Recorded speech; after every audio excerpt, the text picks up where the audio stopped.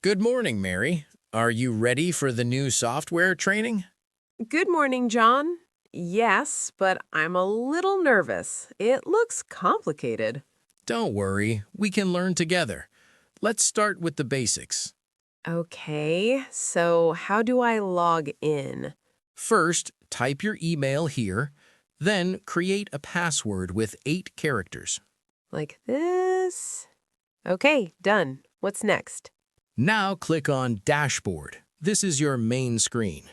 Oh, I see. There are many buttons here. Yes, but we only need 3 today. This one is for new projects. And this button, what does it do? That's for saving your work. Always click it before you close the program. Got it. But wait, I can't find the send button. It's hidden in the menu. Click here, then select Share with Team. Oh, there it is. That's not very easy to find. I know, but after a few days, you'll do it automatically.